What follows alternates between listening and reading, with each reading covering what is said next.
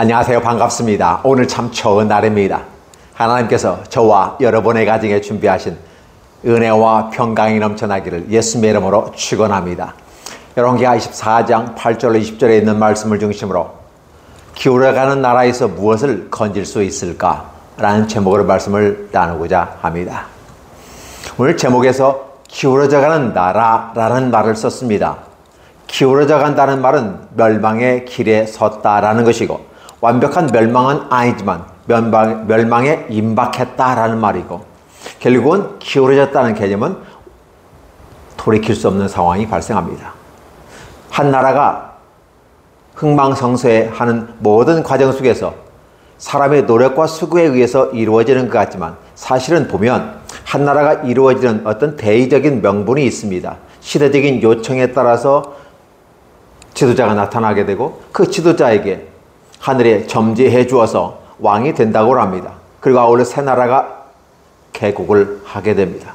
그리고 아울러 역사의 흐름 속에서 멸망해 가는 과정을 보게 되는데, 결국은 나라의 기운이 다하였다라고 세상에서는 표현하지만은, 이 개국과 쇠망의 길에서 그것을 결정하고 주관하시는 이는 누구인가? 라는 질문에 대해서는 얘기하지 않습니다. 단지 하나의 진화론적인 개념 속에서 시작을 했고 마무리됐다. 기운이 시작됐고 기운이 끝났다는 말을 표현해서 쓰지만, 그 기운이란 단어를 다른 말로 바꿔보면 하나님이 기회를 주시는 거고 하나님은 멸망시키기도 한다라는 걸 볼 수 있습니다. 달리 말하면 시작과 끝 사이 속에서는 어떠한 목적이 있는데, 그 목적을 이루어서 목적 성취를 하면 좋은 결과로 갈 겁니다. 그러나 그렇지 않다면 의미가 없다는 사실을 보여주는 거죠. 오늘 남유다의 모습, 하나님 모실 때 북이스라엘 이미 아수르에 의해서 멸망을 하였습니다.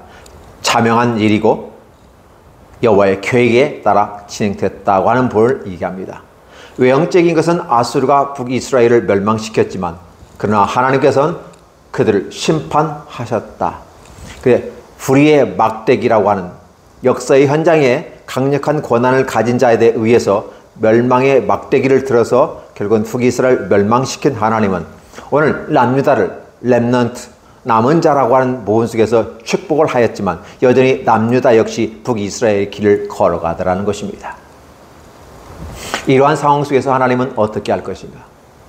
하나님은 많은 고민을 하셨을 것 같습니다. 이스라엘이라고 한 사람들은 바로 야곱의 모습 아니겠습니까?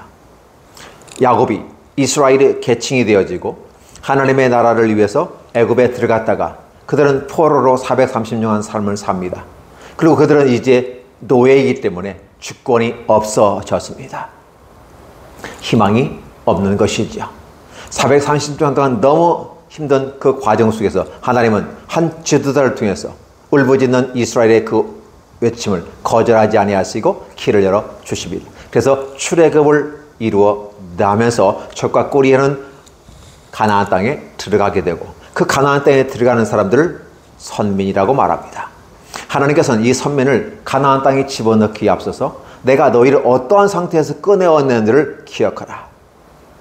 내가 고아가 됐고 과부가 됐고 객이 되었던, 노예가 되었던, 희망이 없는 그곳에서 내가 너를 지목하여 불러냈다라는 것입니다. 모세를 통해서 내가 너를 불러냈다라고 말하면서 너와 나는 이제 계약을 맺어야 될 거야. 그래서 언약을 맺게 되고 십계명을 주면서 이 말씀들을 지켜나가라, 기준들을 제시해 주는 거죠. 그 과정 속에서 그들은 선민이란 호칭을 듣게 되고, 선민 외 모든 사람들은 다 이방인의 호칭을 듣게 됩니다. 하나님은 이방인에 대한 구원을 놀랍게 아브라함 때부터 가졌지만, 그 구원의 길을 제시한 하나의 키포인트는 바로 이스라엘을 통해서 감당하겠다. 그래서 이스라엘, 선민을 통해서 어떻게 하나님의 나라를 계시해 주고 이끌어 갈 건지, 그리고 선민과 함께 더불어 파트너십을 가지고 가는 하나님은 하나님의 뜻을 펼쳐가기를 원하였던 것이죠. 그러나 이스라엘 사람들은 그리하지 않았다는 사실입니다. 가나안 땅에 들어갔지만 그들은 사사시대를 통해서 겪어본 결과를 따라보면 그들은 어떻게 하였습니까? 하나님의 축복 속에서 잘되고 형통하는 그 모습 가운데 잘 되고 형통하면 어떻게 될까요? 기뻐하고 즐거워하라고 시편에서는 얘기합니다. 기뻐하고 즐거워하는데 이것을 그 상태에서 여호와께 영광을 돌리면서 나가는 게 아니라 그 모습 가운데 등 따숩고 배부르게 되니까 인간의 욕망과 야망과 탐심이 꿈틀거리기 시작합니다. 선민에게도 그러한 것이 나타나게 되는 거죠. 우상과 탐심, 그건 같은 개념입니다. 즉 욕심이라고 하는 인간의 욕망과 인간의 행복과 인간의 모든 걸 더 많이 가진 자는 더 많이 가지기를 원하는 그 모습 가운데서 하나보다는 둘이 낫고 둘이보다는 셋이 나니까 그래서 결국은 인간의 욕망이 불끈 나오는데 그 욕망이 우상으로 바뀌게 되면서 여호와 하나님 한 분으로 충복해야 될 그들은 여호와 하나님이 아니는 또 다른 것을 추구하게 된다는 것입니다.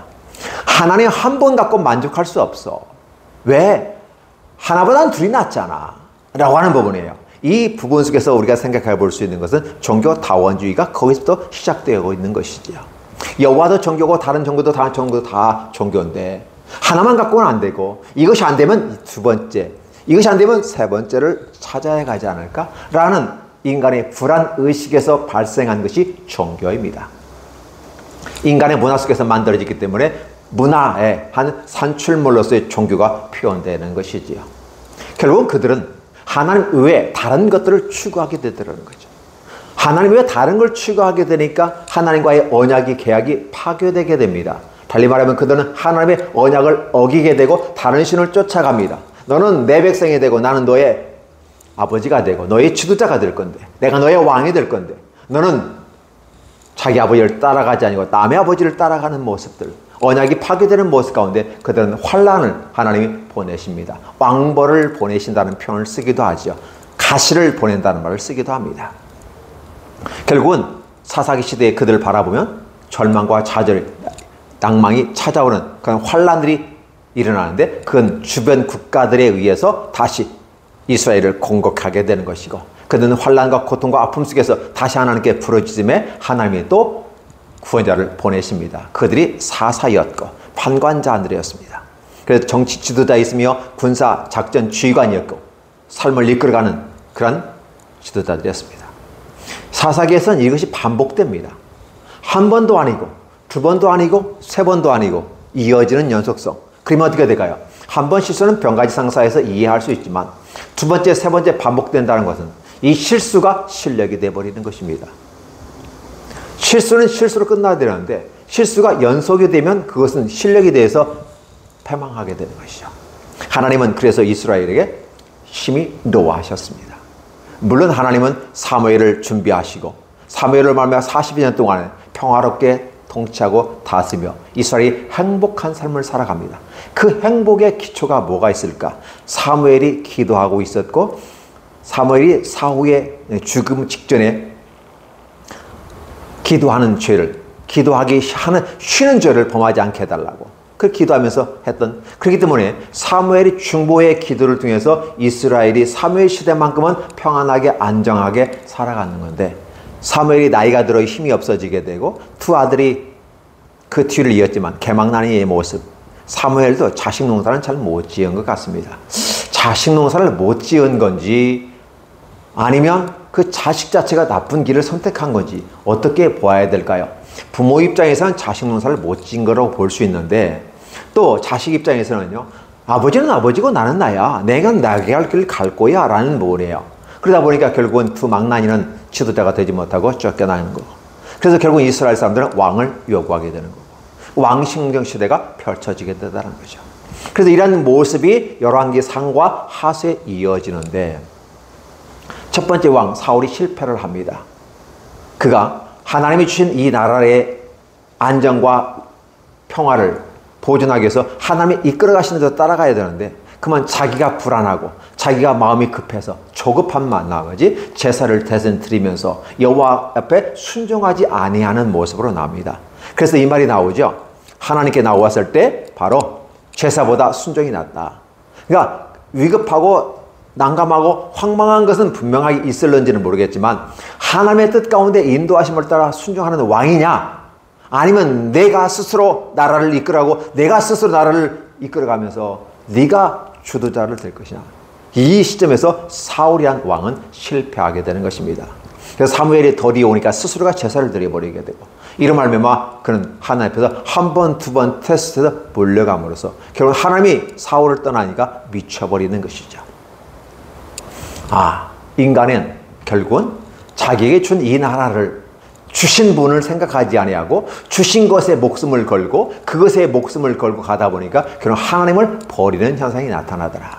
다윗은 이걸 보면서 철저하게 깨달습니다. 내 장인이요, 그죠? 내 아버지죠. 장인님인데 이 장인이 미쳐버리는 그 모습을 보면서 다윗은 이 말씀을 하죠.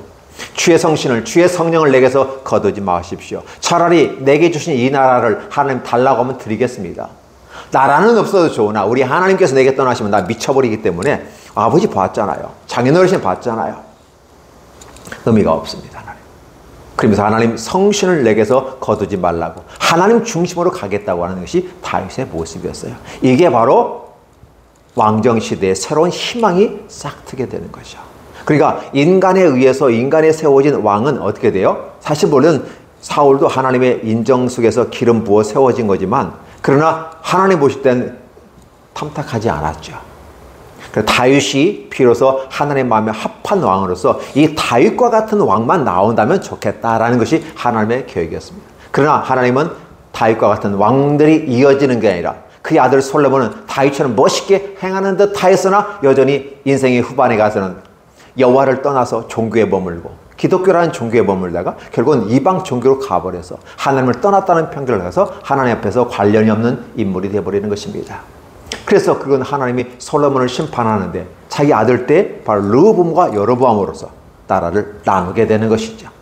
결국은 하나님의 재앙이고 하나님의 심판인 것이죠. 이러한 것을 깨닫고 보다 더 열심히 해야 되는데, 북이스라엘 여로보암 역시 어떻게 합니까? 자기에게 왕권을 주신 하나님 앞에 다윗에게 하나님의 기회를 주신 것처럼 여로보암에게도, 솔로몬의 신하였던 여로보암에게 기회를 주는데 여로보암도 또 새로운 나라를 만들어가면서 예루살렘으로 제사 가고 많은 사람이 내려가는 과정 속에서 정치적인 문제, 경제적인 문제, 사회 문화적인 문제, 이런 문제를 핑계 삼아서 맞게 되고 결국은 예루살렘을 가지 못하니까 베델에다 벳아웬, 여호와의 우상의 집을 만들어 놓고 이것이 여호와다 그러면서 금송아지까지 만들었습니다. 이런 것 전철돼요. 그러니까 단순하게 보시면 하나님이 준 나라를 하나님을 위해서 써야 되는데 그 나라를 위해 목숨을 걸어버려요. 주신 분이 거둬가면 끝나는 건데 주신 것이 국가의 권력이라고 하는 이걸 가지고 여기에 목숨을 거는데 주신 분을 잊어버려요. 이게 바로 사울이었고 여로보암이었습니다. 그래서 북이스라엘은 개국 초부터 여로보암의 3대 정책, 악한 3대 정책을 통해서 끝까지 여로보암의 죄에서 떠나지 아니하였다는 역사가의 평가를 통해서 하나님의 판결을 내리게 되고 결국 아수르에서 멸망하더라는 사실입니다. 그러면 북이스라엘은 그렇게 멸망했다 할지라도 남유다, 다윗의 등불을 위해 준비한 이 남유다, 렘넌트, 남은 자에 대한 하나님의 축복은 이어져 가야 하지 않을까요? 예, 맞습니다. 하나님은 9개 왕조로 이어져가는 이 북이스라엘 멸망을 통해서 한 왕조, 다윗 왕조로 혈통을 이어가기는 합니다. 그러나 문제는 뭐냐면 한 혈통으로 이어져 가더라도 여전히 거기는 선한 왕이 4명밖에 낳지 않다. 아사, 여호사밧, 히스기야, 요시야 4명의 왕만이 비로소 하나님의 마음을 시원하게 해드리는 왕이었고 마지막에 요시야만큼 그렇게 완벽한 개혁을 통해서 가정에 있는 드라빔까지도 다 파괴할 정도로의 강력한 힘을 보여주는 것은 드물었었다. 결국은 남유다마저도 이 4왕 외에는 다 악한 길을 걸었다. 특별히 히스기야 아들 므낫세 같은 경우는 55년의 삶을 또 그 아들 아몬은 2년의 삶을 살았지만 57년의 삶을 살아가는 그 과정 속에서 히스기야가 종교개혁을 이루었던 모든 걸 다시 원상복귀 어떤 식으로 예전으로 돌아가 버렸습니다. 아합 왕이 섬기는 바알과 아세라와 이럴 성신들을 그리고 몰렉에게 자기 자신을 불태워서 죽이는 이런 일들 이럴 성신을 여호와의 성전에 했다가 만들어 놓고 한 개도 아닌 2개씩 만들어 놓고 결국은 이러한 상황 속에서 남유다를 죽음의 구렁텅이로 이끌고 가는 모습들 하나님이 이 모습을 보면서 너무 힘들었어요. 너무 악한 짓을 했어요. 하나님뿐만 아니라 사람들에게, 국민들에게 악한 짓을 하니까 하나님이 참아낼 수가 없어요. 여러분들은 기억해 주시기 바랍니다. 단지 여호와를 떠나서 여호와와 관계없이 삶을 살았기 때문에 그가 악한 모습이지만, 그렇게 보였지만 성경은 그렇게 표현하지 않습니다. 하나님을 떠난 건 분명한 사실이고 그 사실의 결과로서 악한 짓을 했는데 국민들에게 하지 못할 일들을 했다라는 것을 성경은 기록하고 있어요. 이러한 모습들을 바라보면서 하나님은 참아야 될까요? 하나님은 요시아란 왕이 300년 전에 예언을 통해서 와서, 그 인물이 와서 실제로 개혁을 했고 쓰러져가는 남유다의 마지막에 영적인 기둥으로서 굳건히 서서 감당했지만 하나님께서는 요시아의 그것보다 므낫세의 것을 더 쳐준 거죠. 어떻게 쳐줬습니까? 요시아를 바라보면서 내가 너의 모습 속에 마음의 시원함을 얻었고 이제 앞으로 오실 메시아 진정한 왕의 모습은 이렇게 올 거다 샘플링을 준 다음에 므낫세를 들어서 남유다를 치겠다. 그래서 단순히 므낫세 한 사람의 죄만이 아니라 출애굽 때부터 여전히 하나님은 참고 천년을 하루같이, 하루를 천년같이, 때로는 좋은 모습도 있지만 나쁜 모습 가운데 참아왔는데 이제는 더 이상 할 수가 없어. 므낫세의 악함이 하늘에 닿았다라는 표현을 쓰면서 결국은 이스라엘 사람들이 마지막에 희망이었던 예루살렘 성까지 파괴해버리겠다. 아니, 예루살렘 성 안에 있는 여호와의 성전까지 파괴해버리겠다. 히스기야 때 아수르로부터 하나님이 보호하시니까 하나님의 놀라운 은혜입니다. 하나님이 우리의 권력이고 하나님이 우리의 군사입니다. 하나님이 우리의 파워라고 자랑을 해야 되는데 신흥국 바벨론이 왔을 때 폼 잡으면서 곡간의 금과 방패들을 통해 싹 보여줍니다. 그때 하나님께서 뭘 보여주었느냐? 선지자를 통해서 물었을 때 안 보여준 것, 즉 보여주지 않은 것이 없을 정도로 다 보여줬습니다. 그때 하나님이 말씀하죠. 네가 지금 무엇을 하고 있는지 아니?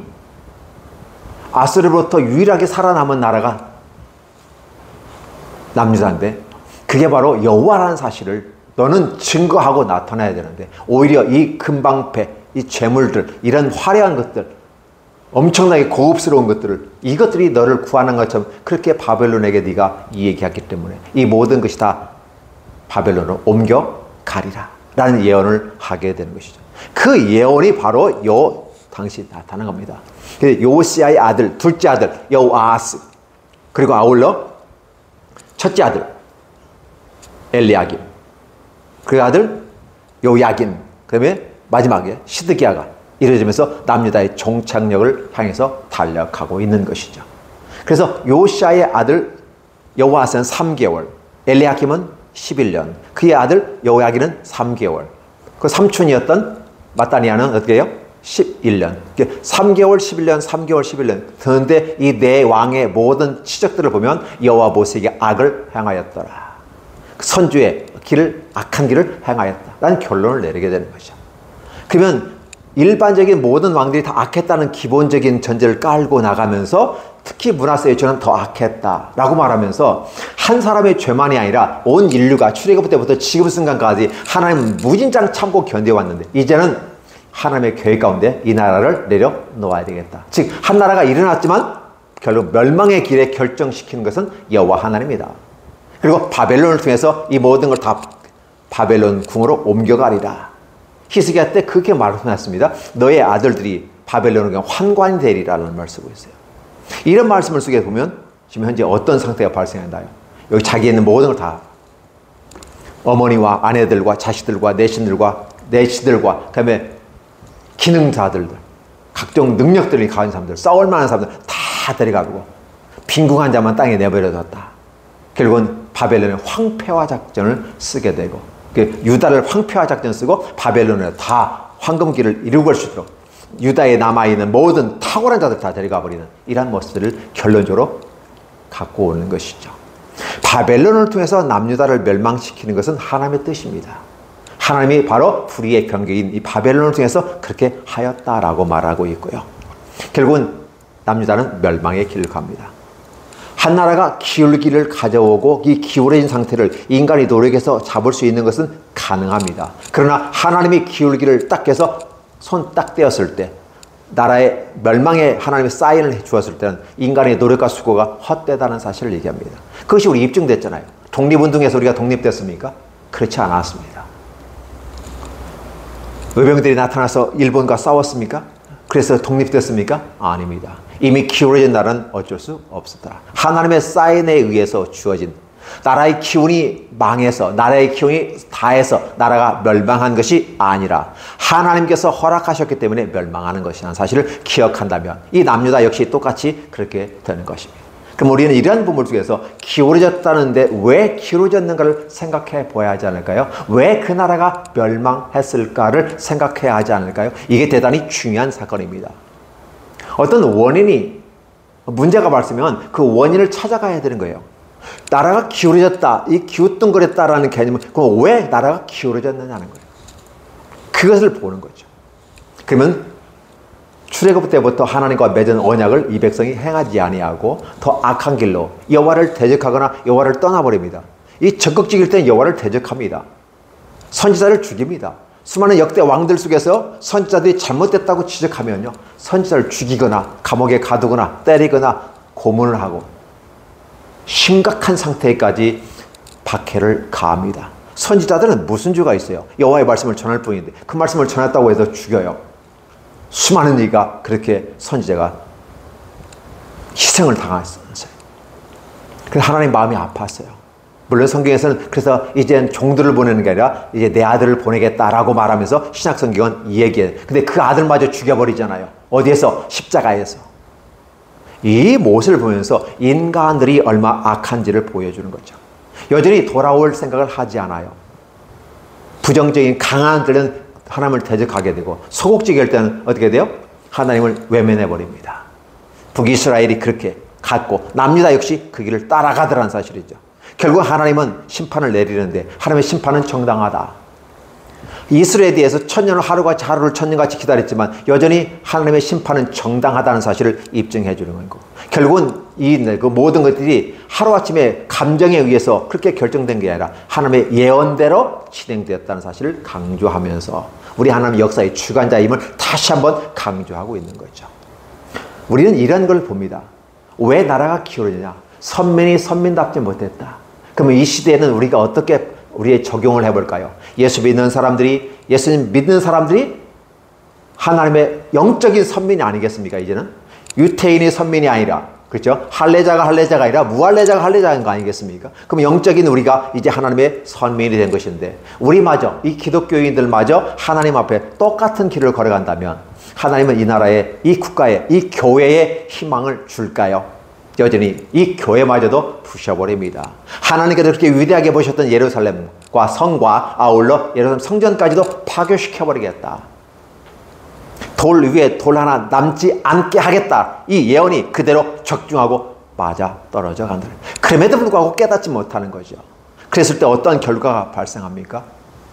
선민이 선민답지 못했을 때, 언약을 준수하지 못했을 때 마땅히 자기의 삶에 대한 삶의 입증을 하지 않아요. 그래서 믿음이란 단어를 어떻게 보냐면 계약 앞에서 계약 당사자 간에 계약에 대한 성실하게 이행할 것을 도장을 찍었잖아요. 그러면 그 도장을 찍은 것에 대한 입증을 해야 하면서 준행해야 하지 않을까요? 계약이 그래야 유효하지 않을까요? 그러나 계약을 파괴하고 무시하려 하는 상황 속에서 무엇을 기대할 수 있을까? 그 결과로 어떠한 모습이 나타나요? 깨닫지 못하는 자들에게 멸망이 따라오게 됩니다.